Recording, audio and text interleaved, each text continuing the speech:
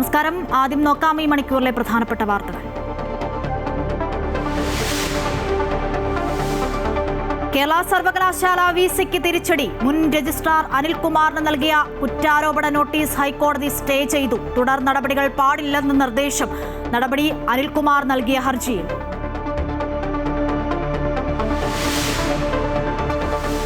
ശബരിമല സ്വർണ്ണക്കൊള്ള കേസിൽ SITക്കെതിരെ രൂക്ഷ വിമർശനവുമായി ഹൈക്കോടതി. കേസിൽ പ്രതിയായ KP ശങ്കരദാസിനെ അറസ്റ്റ് ചെയ്യാത്തതെന്തെന്ന് കോടതി. ദേവസ്വം ബോർഡിനും വിമർശനം.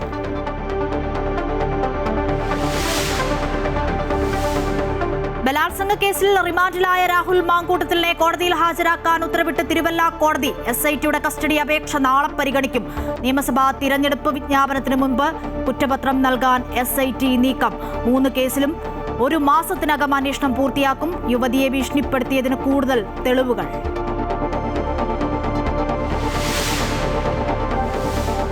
കരൂർ ദുരന്ത കേസിൽ നടൻ വിജയെ ചോദ്യം ചെയ്ത് CBI. ഡൽഹി CBI ആസ്ഥാനത്ത് ചോദ്യം ചെയ്തത് 5 മണിക്കൂർ. മുദ്രാവാക്യം വിളികളുമായി TVK പ്രവർത്തകർ. വിജയ് ചിത്രം ജനനായകന് പ്രദർശനാനുമതി നിഷേധിച്ച സെൻസർ ബോർഡ് നടപടിക്കെതിരെ നിർമ്മാതാക്കൾ സുപ്രീം കോടതിയിൽ. തടസ്സ ഹർജിയുമായി സെൻസർ ബോർഡ്.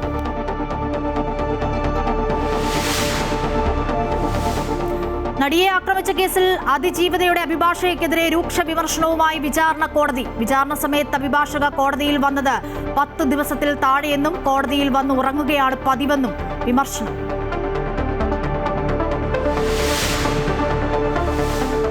ലക്ഷ്യത്തിലെത്താതെ ISROയുടെ PSLV C-62 ദൗത്യം. വിക്ഷേപണ പാതയിൽ നിന്നും വ്യതിചലിച്ചതായി വിശദീകരണം. 3ാം ഘട്ടം തകരാറിലാകുന്നത് തുടർച്ചയായി 2ാം തവണ.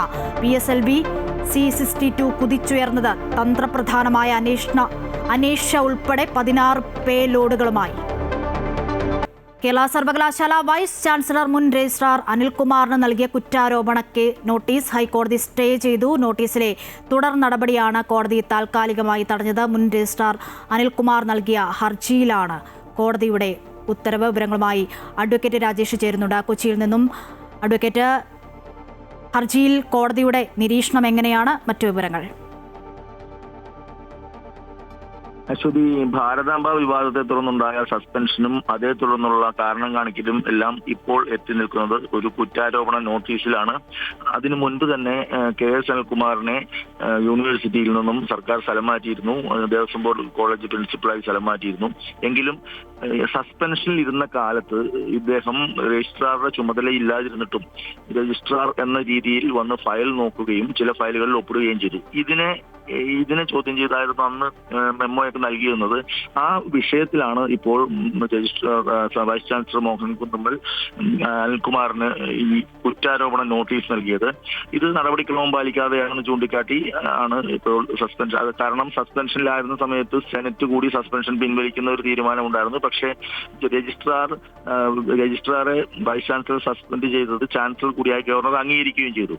അപ്പോൾ വൈസ് ചാൻസലർക്ക് ഇത്തരത്തിലൊരു നോട്ടീസ് നൽകാനുള്ള അധികാരമുണ്ടോ? യൂണിവേഴ്സിറ്റി ചട്ടങ്ങൾ പ്രകാരം നോട്ടീസ് നൽകാനുള്ള അധികാരമുണ്ടോ? ഇതാണ് ഹൈക്കോടതി പരിശോധിക്കുന്നത്. അതുകൊണ്ട് തന്നെ അത് പരിശോധിക്കുന്നത് വരെ, കൂടുതൽ വാദം കേൾക്കുന്നത് വരെ ഈ നോട്ടീസിന്റെ തുടർ നടപടി താൽക്കാലികമായി ഹൈക്കോടതി സ്റ്റേ ചെയ്തിരിക്കുകയാണ്.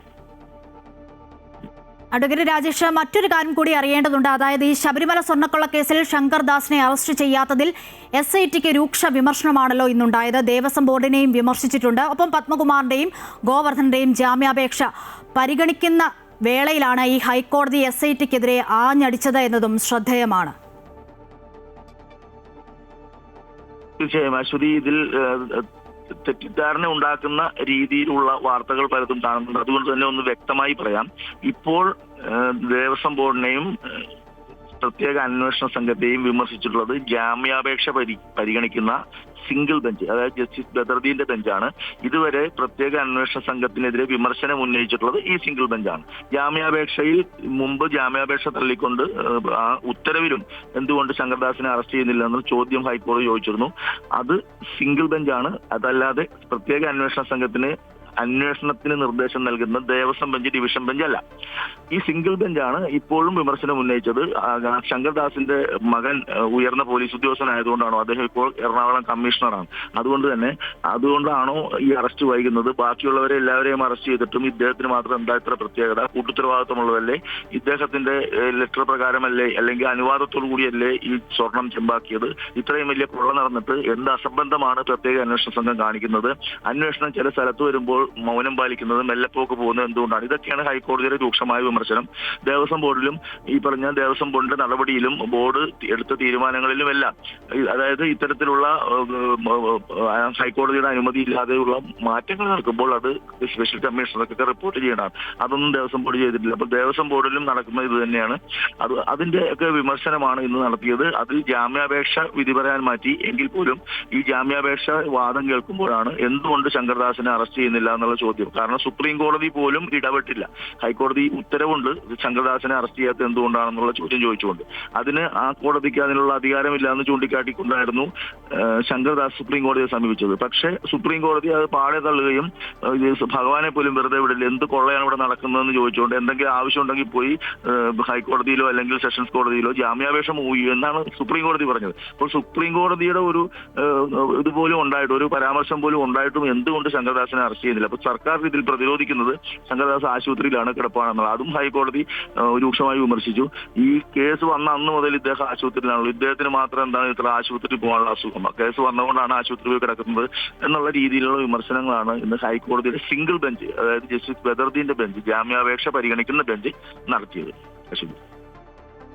ശരി, വിവരങ്ങളാണ് കൊച്ചിയിൽ നിന്നും അഡ്വക്കേറ്റ് രാജേഷ് നൽകിയത്. മറ്റു വാർത്തയിലേക്ക്. രാഹുൽ മാങ്കൂട്ടത്തിനെതിരെ നടപടി കടുപ്പിച്ച് പ്രത്യേക അന്വേഷണ സംഘം. നിയമസഭാ തിരഞ്ഞെടുപ്പ് വിജ്ഞാപനം വരുന്നതിന് മുൻപ് കുറ്റപത്രം നൽകാനാണ് നീക്കം. 3 കേസിലും 1 മാസത്തിനകം അന്വേഷണം പൂർത്തിയാക്കും. അതിനിടെ അതിജീവിതയെ രാഹുൽ ഭീഷണിപ്പെടുത്തിയതിന്റെ കൂടുതൽ തെളിവുകളും പുറത്തുവന്നു. രാഹുൽ മാങ്കൂട്ടത്തിനെതിരെ കുരുക്ക് കൂടുതൽ മുറുക്കുകയാണ് അന്വേഷണ സംഘം. അറസ്റ്റ് വിവരവും കേസിന്റെ വിശദാംശവും അന്വേഷണ സംഘം രേഖാമൂലം സ്പീക്കറെ അറിയിച്ചു. നിയമോപദേശത്തിനു ശേഷം MLA പദവിയിൽ നിന്ന് അയോഗ്യനാകാനുള്ള നടപടിക്രമങ്ങളിലേക്ക് കടക്കും. നിയമസഭാ തിരഞ്ഞെടുപ്പിന്റെ വിജ്ഞാപനം വരുന്നതിന് മുമ്പ് തന്നെ കേസിൽ കുറ്റപത്രം സമർപ്പിക്കാനാണ് SIT ശ്രമിക്കുന്നത്. 3 കേസുകളുടെ അന്വേഷണവും 1 മാസത്തിനുള്ളിൽ പൂർത്തിയാക്കും. അതിനിടെ രാഹുൽ അതിജീവിതയെ ഭീഷണിപ്പെടുത്തിയതിന്റെ ഡിജിറ്റൽ തെളിവുകൾ പുറത്തുവന്നു. ഇരുവരുടെയും ചാറ്റുകൾ അടക്കമുള്ള വിശദാംശങ്ങളാണ് പുറത്തുവന്നത്. തനിക്കെതിരെ പരാതിയുമായി വന്നവർക്കും കുടുംബാംഗങ്ങൾക്കും അതേ നാണയത്തിൽ തിരിച്ചടിയുണ്ടാകുമെന്ന് ഭീഷണി സന്ദേശത്തിൽ പറയുന്നു. തന്നെ പേടിപ്പിക്കാൻ ലോകത്ത് ഒരു മനുഷ്യനും നോക്കേണ്ട എന്നും താൻ എല്ലാത്തിന്റെയും എക്സ്ട്രീം കഴിഞ്ഞ് നിൽക്കുകയാണെന്നും ഇനി എന്തിനും തയ്യാറാണെന്നും രാഹുൽ യുവതിക്ക് മുന്നറിയിപ്പ് നൽകുന്നുണ്ട്. പരാതിയുമായി മുന്നോട്ടു പോയാൽ ഗുരുതരമായ പ്രത്യാഘാതമുണ്ടാകുമെന്നും രാഹുൽ ഭീഷണിപ്പെടുത്തുന്നുണ്ട്.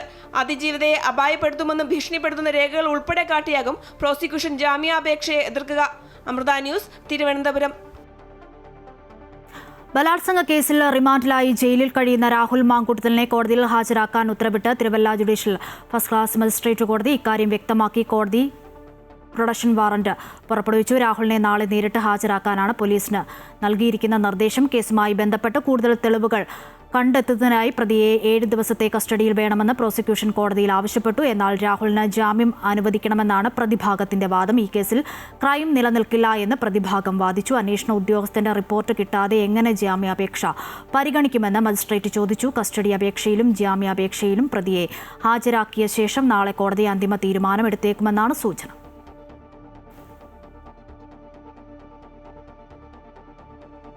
പാർട്ടിക്ക് പുറത്തുള്ള ആളോട് രാജിവെക്കാൻ ആവശ്യപ്പെടാനാകില്ലെന്ന് പ്രതിപക്ഷ നേതാവ് VD സതീശൻ. രാഹുലിനെ സഭയിൽ നിന്നും പുറത്താക്കുന്ന വിഷയത്തിൽ എത്തിക്സ് കമ്മിറ്റിയല്ല തീരുമാനമെടുക്കേണ്ടത്. അങ്ങനെ എന്തെങ്കിലും നിയമമുണ്ടോ എന്ന് തനിക്കറിയില്ലെന്നും അദ്ദേഹം പറഞ്ഞു. പാർട്ടിക്ക് പുറത്തുള്ള ആളുകളോട് എങ്ങനെ രാജി ആവശ്യപ്പെടുന്നു? എത്തിക്സ് കമ്മിറ്റി ഒന്നുമല്ലല്ലോ ഒരാളെ നിയമസഭാംഗത്തിൽ നിന്ന് പുറത്താക്കുന്നത്. അത് അറിവില്ലായ്മ കൊണ്ട് പറയുന്നതാണ്. ഞാൻ ആരായാലും ഏത് പ്രൊവിഷൻ ഉപയോഗിച്ചാണ്, നമ്മളത് പരിശോധിക്കാതെ പറയാൻ പറ്റുമോ? ഒരാളെ നിയമസഭാംഗമായി ജയിച്ച ഒരാളെ പുറത്താക്കണമെങ്കിൽ ഇപ്പോൾ ആന്റണി രാജുവിൻ്റെ മെമ്പർഷിപ്പ് പോയി, അത് ഓട്ടോമാറ്റിക്കായിട്ട് പോയതാണ്. മെമ്പർഷിപ്പ് 2 കൊല്ലത്തിന് മീതെ അല്ലേ ശിക്ഷ കിട്ടിയപ്പോൾ പോയതാണ്. അല്ലാതെ ഒരാളുടെ മെമ്പർഷിപ്പ് കളയാനുള്ള പ്രൊവിഷൻ ഏതെങ്കിലും ഉണ്ടെന്ന് ഞാനിതുവരെ എൻ്റെ ശ്രദ്ധയിൽപ്പെട്ടിട്ടില്ല. ശ്രദ്ധയിൽ ആരെങ്കിലും പെടുത്തിയാൽ നമുക്കത് പരിശോധിക്കാം. രാഹുൽ മാങ്കൂട്ടത്തിൽ വിഷയത്തിൽ കോൺഗ്രസിനെ ആരോടും മറുപടി പറയേണ്ട ബാധ്യതയില്ലെന്ന് KPCC working president AP Anilkumar MLA. Congress ചെയ്യേണ്ട കാര്യങ്ങൾ ചെയ്തിട്ടുണ്ട്. എന്നാൽ ആരോപണം നേരിടുന്ന ഭരണപക്ഷ MLA-മാരുടെ കാര്യത്തിൽ ആരും ഒരു ചോദ്യവും ഉന്നയിക്കുന്നില്ല എന്നും അനിൽകുമാർ മലപ്പുറത്ത് പറഞ്ഞു. ആ ഉത്തരവാദിത്തത്തിന്റെ പുറത്താണല്ലോ ഞങ്ങൾ ഒരു കോൺഗ്രസ് MLA-യെ പാർട്ടിയിൽ നിന്ന് പുറത്താക്കിയത്. പിന്നെ നിങ്ങൾ എന്തിനാ അത് ആവർത്തിച്ചു? ഉത്തരവാദിത്തം പൂർണ്ണമായും നിറവേറ്റിയിട്ടും 2 പ്രധാനപ്പെട്ട CPM നേതാക്കൾ ചെയ്യില്ല. അവർ ഇതുവരെ പാർട്ടിയുടെ ഒരു സ്ഥാനത്തു നിന്നും CPM നീക്കിയിട്ടില്ല. എന്നിട്ട് നിങ്ങൾ ആ ചോദ്യം ചോദിക്കുന്നില്ല. ഞങ്ങളുടെ ഉത്തരവാദിത്തം പാർട്ടി ഉത്തരവാദിത്തം നിറവേറ്റിയതാണ്. ഞങ്ങളോടാണ് നിങ്ങൾ ഉത്തരവാദിത്തം നിറവേറ്റിയത്, ഞങ്ങളോടാണ് നിങ്ങൾ ചോദിച്ചുകൊണ്ടേയിരിക്കുന്നത്. പക്ഷേ നിയമസഭയിൽ അയാളെ അയോഗ്യനാക്കുന്ന നിലപാടിലേക്ക് പോകാൻ അപൂർവമായ നടപടിയാണ്. പക്ഷെ അപ്പോൾ സമാന ആരോപണം നേരിട്ട CPM ഞാൻ അതിനെക്കുറിച്ച് വ്യക്തമായ കാര്യം എനിക്കറിയില്ല. പത്രങ്ങളിൽ കണ്ടു. അങ്ങനെ വന്നാൽ ഇത് ആവശ്യപ്പെടും. അല്ല, ഞാൻ പറഞ്ഞ വന്നിട്ടില്ലല്ലോ. നിയമസഭയിൽ അത്തരം കാര്യങ്ങൾ ഞാൻ പത്രവാർത്ത കണ്ടു. അതിനകത്ത് നിയമോപദേശം തേടുന്നു എന്നുള്ള കാര്യമാണ് കണ്ടത്. അപ്പോൾ അത്തരം കാര്യത്തിന് ഒരു പ്രാഥമികമായ ഒരു കാര്യത്തിനിടയിൽ ഇപ്പോൾ ഞാനൊരു അഭിപ്രായം പറയേണ്ട കാര്യമില്ല.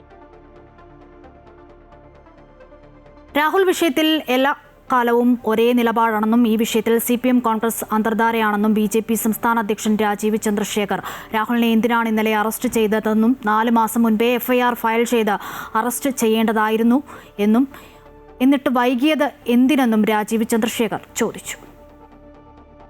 ഇത് CPM-ഉം കോൺഗ്രസിൻ്റെ ഒരു അന്തധാരയാണ്.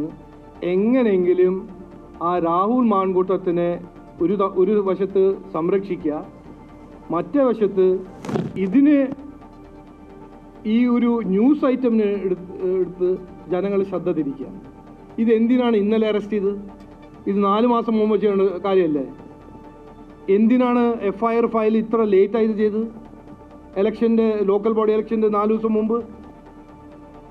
ഇതെല്ലാം ഞാൻ ഏറെ ബഹുമാനത്തോട് പറയണേ, ഇതുവരെ നടക്കുന്ന രാഷ്ട്രീയത്തിൽ ജനങ്ങളെ വെടിയാക്കാനും ജനങ്ങളെ ശ്രദ്ധ തിരിക്കാനും ജനങ്ങളുടെ സാമാന്യ ബുദ്ധി ചാലഞ്ച് ചെയ്യുന്ന രാഷ്ട്രീയമാണ് ഇവർ ചെയ്യുന്നത്.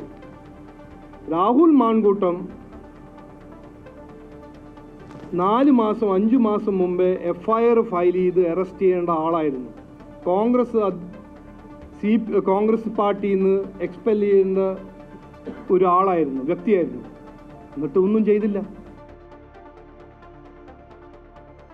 സ്ഥിരം ലൈംഗിക കുറ്റവാളിയായി അറിയപ്പെടുന്നയാളാണ് രാഹുൽ മാങ്കൂട്ടത്തിലെന്ന് CPM സംസ്ഥാന സെക്രട്ടേറിയറ്റ് അംഗം MV ജയരാജൻ. കോൺഗ്രസിന്റെ ജീർണതയാണ് ഇതിലൂടെ വെളിവാകുന്നത്.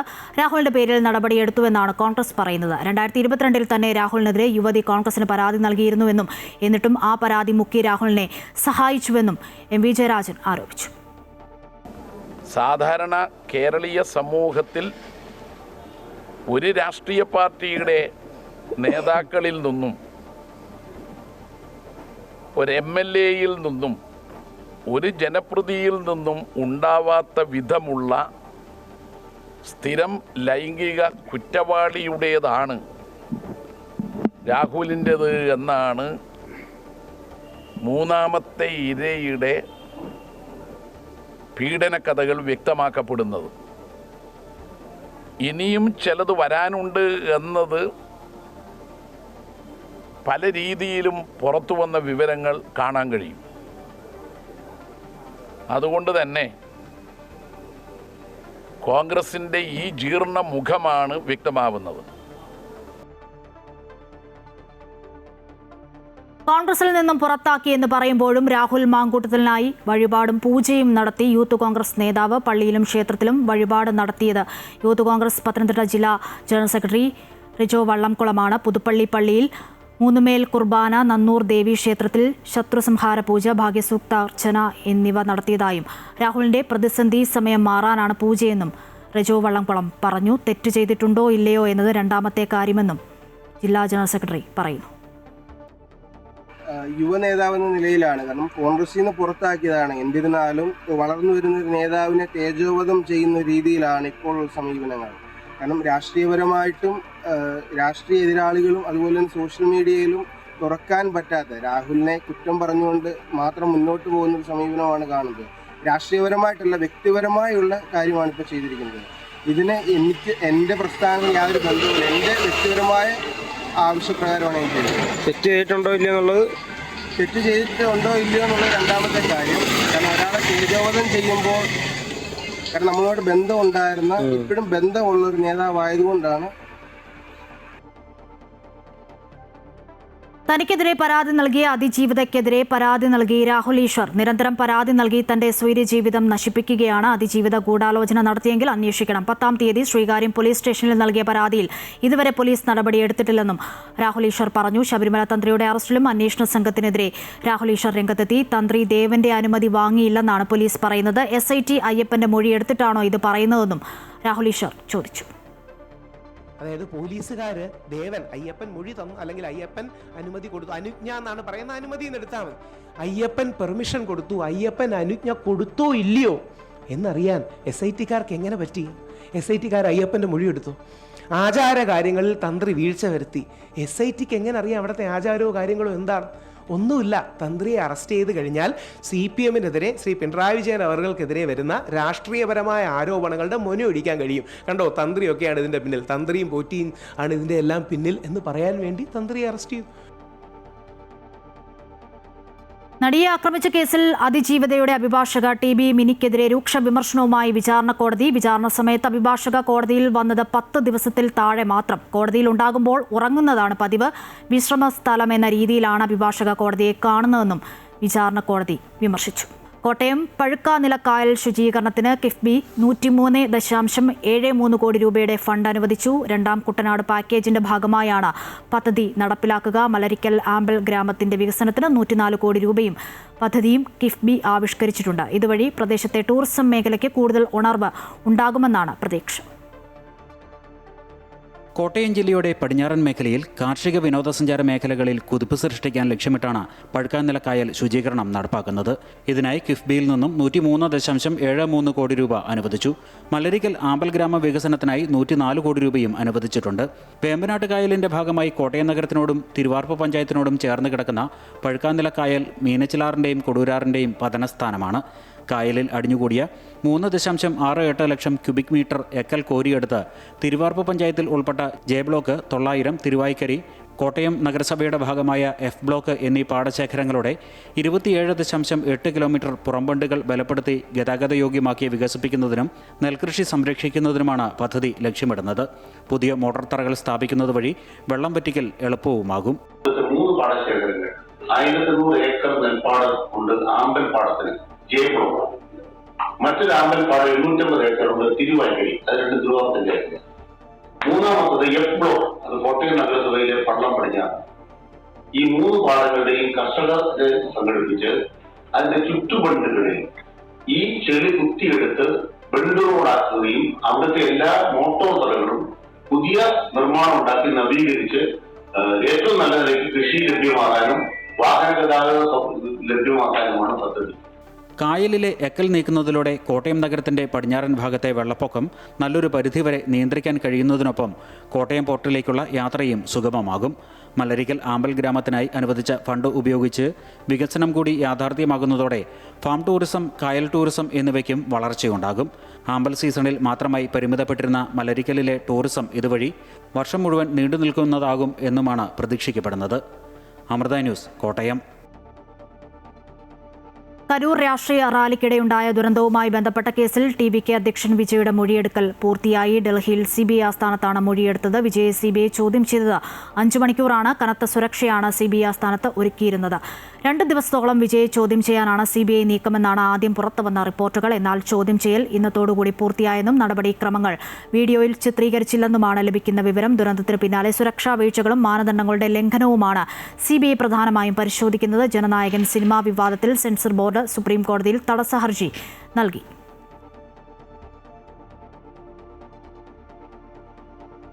സംസ്ഥാന സ്കൂൾ കലോത്സവത്തിന്റെ ഒരുക്കങ്ങൾ തൃശൂരിൽ അവസാന ഘട്ടത്തിൽ. വിജയികൾക്കുള്ള സ്വർണ്ണക്കപ്പ് ജില്ലയിൽ പ്രയാണം തുടങ്ങി. 25 വേദികളിലായി 10,000-കണക്കിന് പ്രതിഭകളാണ് കലോത്സവത്തിൽ മാറ്റുരയ്ക്കുക.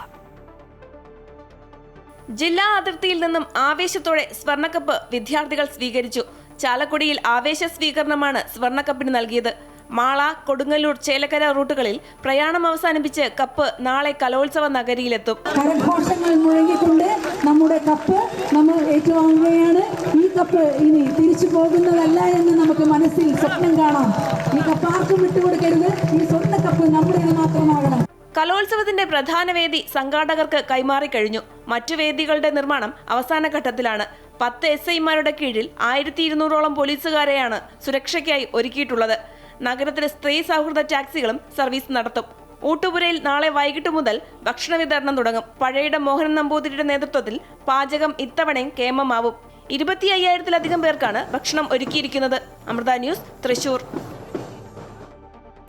സംസ്ഥാന സ്കൂൾ കലോത്സവത്തിന് മുന്നോടിയായുള്ള സുരക്ഷാ ക്രമീകരണങ്ങൾ വിലയിരുത്തി ജില്ലാ പോലീസ് മേധാവി നകുൽ രാജേന്ദ്ര ദേശ്മുഖ്. സുരക്ഷാ ക്രമീകരണങ്ങളുടെ ഭാഗമായി വടക്കുന്നാഥ ക്ഷേത്ര മൈതാനത്ത് സമ്പൂർണ്ണ ഡ്രോൺ നിരോധനം ഏർപ്പെടുത്തി. അതേസമയം കലോത്സവ ഘോഷയാത്ര നടക്കുന്ന സ്വരാജ് റൗണ്ടിൽ ദൃശ്യമാധ്യമങ്ങളുടെ ഡ്രോണുകൾക്ക് വിലക്കില്ല. ക്ഷേത്രം ഉൾപ്പെടുന്ന രീതിയിൽ ഡ്രോൺ പറത്തിയാൽ കർശന നിയമ നടപടി ഉണ്ടാകുമെന്നും ജില്ലാ പോലീസ് മേധാവി മുന്നറിയിപ്പ് നൽകി. അടിയന്തര സാഹചര്യം ഉണ്ടായാൽ പൊതുജനങ്ങൾക്ക് പോലീസിനെ ബന്ധപ്പെടാനുള്ള പ്രത്യേക നമ്പറും ജില്ലാ പോലീസ് മേധാവി പുറത്തിറക്കി.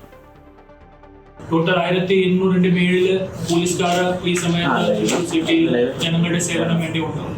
അതിൻ്റെ കൂടെ തന്നെ ഒരു 300,000 അധികം വിമൻ പോലീസ് ഓഫീസേഴ്സും ഇവിടെ ഉണ്ട്. നമ്മുടെ സിറ്റിയിൽ ഹെൽപ്പ് ഡെസ്ക് ഇമ്പോർട്ടൻറ്റ് സ്ഥലത്ത് റെയിൽവേ സ്റ്റേഷൻസ് ബസ് സ്റ്റാൻഡിൽ 24 hours ഉള്ള ഹെൽപ്പ് ഡെസ്ക് വെച്ചിട്ടുണ്ട്. അതിൻ്റെ കൂടെ തന്നെ മോർ ദാൻ 60 പാർക്കിംഗ് സ്പേസസ് പല സ്ഥലത്ത് തൃശ്ശൂർ സിറ്റിയിൽ ടൗൺ പരിധിയിൽ അത് വെച്ചിട്ടുണ്ട്. അത് ബന്ധപ്പെട്ടുള്ള ട്രാഫിക്കും പാർക്കിങ്ങുള്ള അറേഞ്ച്മെന്റ് എല്ലാ സിറ്റി ഭാഗത്തു നിന്നും ചെയ്തിട്ടുണ്ട്. അതിൻ്റെ ഉള്ള പാർക്കിങ്ങുള്ള സ്ഥലവും അതിൻ്റെ ഡീറ്റെയിൽസ് QR കോഡ് വെച്ചിട്ട് തൃശ്ശൂർ സിറ്റി പോലീസിൻ്റെ ഫേസ്ബുക്ക് പേജ് വഴി അത് നമ്മുടെ സോഷ്യൽ മീഡിയ ഹാൻഡിൽസ് വഴി അത് എല്ലാം പ്രചരിപ്പിക്കും. വിലയിടിവും രോഗബാധയും കാലാവസ്ഥാ വ്യതിയാനവും കാർഷിക മേഖലയ്ക്ക് വലിയ തിരിച്ചടിയാണ്. ഇതിനെയെല്ലാം അതിജീവിച്ച് കൃഷി ഇറക്കുന്ന കർഷകർക്ക് ഭീഷണിയായി വന്യമൃഗശല്യവും. കഴിഞ്ഞ ദിവസം ഇടുക്കി കാഞ്ചിയാറിൽ 150ഓളം ഏത്തവാഴ തൈകളാണ് കാട്ടുപന്നികൾ നശിപ്പിച്ചത്. ഇടുക്കി കാഞ്ചിയാർ ലെബക്കട സ്വദേശിയായ കാരക്കുന്നേൽ ടോമിച്ചന് കൃഷിയാണ് ജീവിതമാർഗം. കാർഷിക മേഖലയിൽ ഉണ്ടാകുന്ന പ്രതിസന്ധികളെ തരണം ചെയ്താണ് ഇദ്ദേഹം കൃഷി മുന്നോട്ട് കൊണ്ടുപോകുന്നത്. ഇതിനിടയിലാണ് കാട്ടുപന്നികളുടെ ആക്രമണം. 3 മാസം മുമ്പ് വിളവിറക്കിയ 1500 ഏത്തവാഴ തൈകളിൽ 150 എണ്ണത്തോളം കാട്ടുപന്നികൾ പൂർണ്ണമായി നശിപ്പിച്ചു. ബാങ്കിൽ നിന്ന് വായ്പയെടുത്താണ് കൃഷി ഇറക്കിയത്. അതിന്റെ തട വരെയും കുത്തിയെടുത്ത് തിന്നുകയായത്. ഇങ്ങനെ നമ്മളിത് യൂണിയൻ ബാങ്കിൽ നിന്ന് ലോൺ എടുത്താണ് ഈ കൃഷി നടത്തിക്കൊണ്ടിരിക്കുന്നത്. ഇപ്പം ലോൺ തിരിച്ചടയ്ക്കാനായിട്ട് യാതൊരു മാർഗവും കാണുന്നില്ല. എന്തെങ്കിലും കൃഷിഭവനോ സർക്കാരിന് എന്തെങ്കിലും സാമ്പത്തിക സഹായം കിട്ടിയെങ്കിൽ മാത്രമേ നമുക്ക് മുന്നോട്ട് പോകാൻ പറ്റുള്ളൂ. കാഞ്ചിയാർ പാലാക്കടയിൽ സുഹൃത്തിന്റെ 1.5 ഏക്കറോളം സ്ഥലം പാട്ടത്തിനെടുത്താണ് ടോമിച്ചൻ കൃഷി ഇറക്കിയത്. വാഴയോടൊപ്പം പാവലും കൃഷി ചെയ്തിട്ടുണ്ട്. കാട്ടുപന്നി ശല്യം മൂലം കൃഷി മുമ്പോട്ട് കൊണ്ടുപോകാൻ കഴിയാത്ത സാഹചര്യമാണ്. വന്യമൃഗശല്യം നേരിടുന്ന കർഷകർക്ക് സർക്കാരിൽ നിന്ന് കാര്യമായ നഷ്ടപരിഹാരവും ലഭിക്കുന്നില്ല. അമൃത ന്യൂസ്, ഇടുക്കി. ISROയുടെ PSLV C-62 ദൗത്യം ലക്ഷ്യത്തിലെത്തിയില്ല. റോക്കറ്റിന്റെ 3ാം ഘട്ട ജ്വലനത്തിൽ തകരാറുണ്ടായെന്നും വിക്ഷേപണ പാതയിൽ വ്യതിയാനമുണ്ടായെന്നും ISROയുടെ വിശദീകരണം. പ്രതിരോധ തന്ത്രപ്രധാന മേഖലകളിൽ മുതൽക്കൂട്ടാകുന്ന അനീഷ ഉൾപ്പെടെ 16 ഉപഗ്രഹങ്ങളാണ് ബഹിരാകാശത്ത് എത്തിക്കേണ്ടിയിരുന്നത്.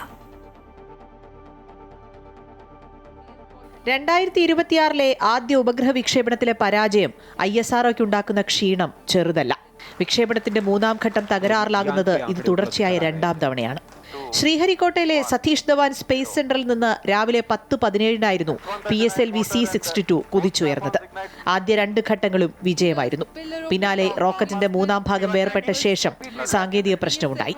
ജ്വലനത്തിൽ തകരാറുണ്ടായെന്നും വിക്ഷേപണപാതയിൽ വ്യതിയാനമുണ്ടായെന്നുമാണ് ISRO വിശദീകരിക്കുന്നത്.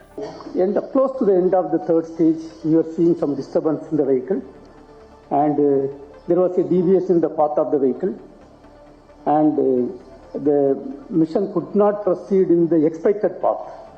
That is what is the information right now available. Now we are going through the data, and we have to get the data from all the ground stations.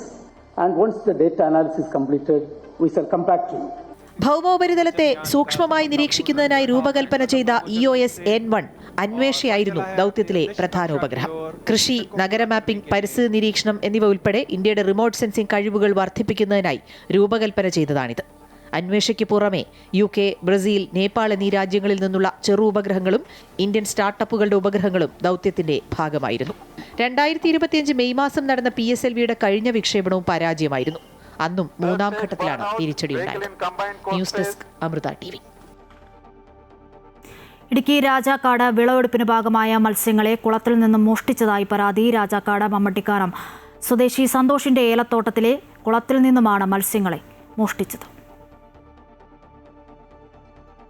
കഴിഞ്ഞ 9 വർഷമായി പുത്തൻപുരയ്ക്കൽ സന്തോഷ് മത്സ്യകൃഷി നടത്തിവരികയാണ്.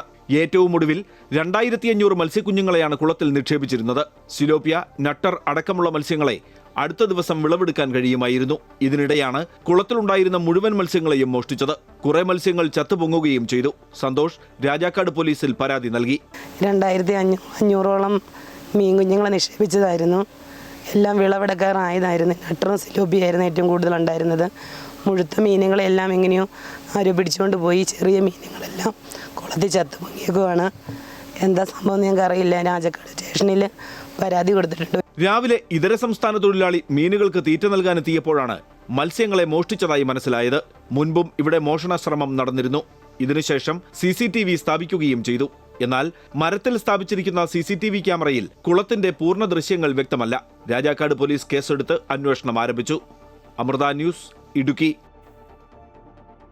ദേശീയ യുവജന ദിനത്തിൽ ശംഖുമുഖം കടൽ തീരം യുവതയോടൊപ്പം ചേർന്ന് വൃത്തിയാക്കി Thiruvananthapuram corporation mayor VV Rajesh. Municipal കോർപ്പറേഷനും വോളണ്ടിയർ ഫോർ ഇന്ത്യയും നാഷണൽ സർവീസ് സ്കീമിന്റെ പിന്തുണയോടെയാണ് പരിപാടി സംഘടിപ്പിച്ചത്. ദേശീയ യുവജന ദിനത്തിൽ നന്മയുടെ നല്ല പാഠമാവുകയായിരുന്നു ശംഖുമുഖം കടൽ തീരത്ത് സംഘടിപ്പിച്ച ബീച്ച് ക്ലീനപ്പ് ഡ്രൈവ്. ശുചീകരണ പ്രവർത്തനങ്ങൾക്ക് തിരുവനന്തപുരം കോർപ്പറേഷൻ മേയർ VV രാജേഷാണ് നേതൃത്വം നൽകിയത്. കൃത്രിമ കടൽ തീരം തീർത്ത് ഇവിടം മനോഹരമാക്കിയിട്ട് അധിക നാളായിട്ടില്ല. എങ്കിലും മണൽത്തിട്ട നിറയെ മാലിന്യങ്ങളാണ്. മാലിന്യ നിർമ്മാർജ്ജനത്തിന് കൃത്യമായ സംവിധാനം ഒരുക്കുമെന്ന് മേയർ VV രാജേഷ് അമൃത വാർത്തകളോട് പറഞ്ഞു. മാലിന്യം നിക്ഷേപിക്കുവാൻ വേണ്ടി ജനങ്ങൾക്ക് കൃത്യമായിട്ടുള്ള സംവിധാനങ്ങളുടെ അപര്യാപ്തതയാണ് വലിച്ചെറിയുന്നത്. അതിൽ 2 പ്രശ്നമുണ്ട്. ഒന്ന്, അവർക്ക് ഡസ്റ്റ്ബിൻ ഒന്നും പ്രോപ്പറായിട്ട് ഇല്ല എന്നുള്ളൊരു പ്രശ്നം തന്നെയാണ്. ബീച്ച് ക്ലീനപ്പ് ഡ്രൈവിനെ പറ്റി വാർത്തകളിലൂടെ അറിഞ്ഞ് ഇവിടെ എത്തിയതാണ് സീനിയർ സിറ്റിസണായ സുബ്രഹ്മണ്യം. റെഗുലറായിട്ട് നടത്തിയ ധാരാളം യൂത്ത് അതിൽ പാർട്ടിസിപ്പേറ്റ് ചെയ്യും. ഇവിടെ തന്നെ നിങ്ങൾ കണ്ടാൽ അറിയാം എത്ര പേര് വന്നിട്ടുണ്ട്. ഇത്തരം പ്രയത്നങ്ങളിലൂടെ ചെറുതെങ്കിലും ഒരു മാറ്റം കൊണ്ടുവരാൻ സാധിക്കുമെന്ന പ്രതീക്ഷയിലാണ് മാർ ഇവാനിയോസ് കോളേജ് വിദ്യാർത്ഥികളായ കാതറീനും അഞ്ജുവും. ഒരു ഡിസ്റ്റൻസിൽ ഡസ്റ്റ്ബിൻസ് വെക്കുക. ഓരോ ഡിസ്റ്റൻസ് കഴിയും തോറും ഡസ്റ്റ്ബിൻസ് വെക്കുമ്പോൾ കറക്റ്റായിട്ട് അവിടെ തന്നെ ഡിസ്പോസ് ചെയ്യാൻ പബ്ലിക്കിന് ഒരു അവയർനെസ് കൊടുത്താലും ഇവിടെ ഇപ്പോൾ ഡസ്റ്റ്ബിൻസ് നമ്മൾ നോക്കുവാണെങ്കിൽ അടുത്ത് കാണുന്നില്ല. പക്ഷേ ഓരോ ഡിസ്റ്റൻസ് കിട്ടുന്തോറും ഓരോ ഡസ്റ്റ്ബിൻസ് വെക്കുന്നത് കുറച്ചുകൂടി ഹെൽപ്ഫുൾ ആയിരിക്കും. ആൾക്കാരെ ഗൈഡ് ചെയ്യാൻ, അതായത് വേസ്റ്റ് മര്യാദയ്ക്ക് ഡിസ്പോസ് ചെയ്യണം എന്ന് പറയാൻ വേണ്ടിയിട്ട് അപ്പം കുറച്ചും കൂടി ആൾക്കാരെങ്ങാനും പറയാനുണ്ടെന്നുണ്ടെങ്കിൽ അത് കുറച്ചുകൂടി ഹെൽപ്ഫുൾ ആയിരിക്കും. സ്വാമി വിവേകാനന്ദന്റെ ജന്മദിനത്തിൽ ഇതിലും മനോഹരമായ മറ്റൊരു മാതൃക നൽകാനില്ല. അമൃത ന്യൂസ്, തിരുവനന്തപുരം.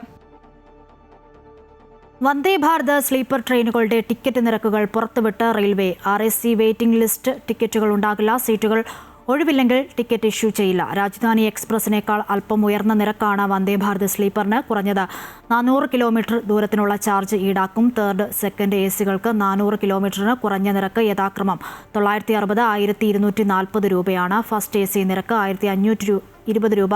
സ്ലീപ്പർ പതിപ്പ് അടുത്തയാഴ്ച മുതൽ ട്രാക്കിലിറങ്ങുമെന്നാണ് സൂചന. ഗുവാഹത്തി ഹൗറ റൂട്ടിലായിരിക്കും ആദ്യ സ്ലീപ്പർ ട്രെയിൻ സഞ്ചരിക്കുക.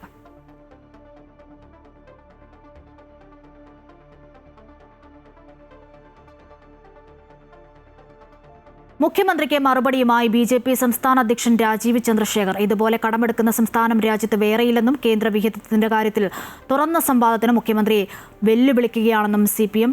കേരളത്തിന്റെ സമ്പദ് വ്യവസ്ഥയെ തകർത്തെന്നും അദ്ദേഹം പറഞ്ഞു. 10 കൊല്ലം എന്താണ് ചെയ്തത് എന്ന് പറയാതെ ജനങ്ങളുടെ ശ്രദ്ധ തിരിക്കാനാണ് സർക്കാരിന്റെ ശ്രമമെന്നും രാജീവ് ചന്ദ്രശേഖർ കുറ്റപ്പെടുത്തി. 5.5 ലക്ഷം ജനങ്ങൾക്ക് വീടില്ല. 45,000 പേര് ഇന്നും കോളനിയിൽ ജീവിക്കുന്നു. അങ്ങനെ എത്രയോ കാര്യങ്ങൾ പറയാനുണ്ട്.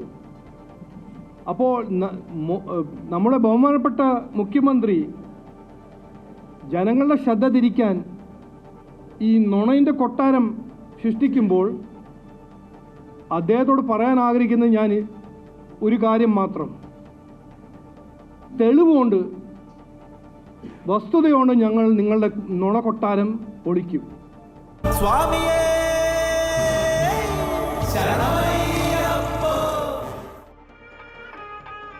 ശബരിമല സന്നിധാനത്ത് ദീപാരാധനയുടെ സമയമാണ്. തത്സമയം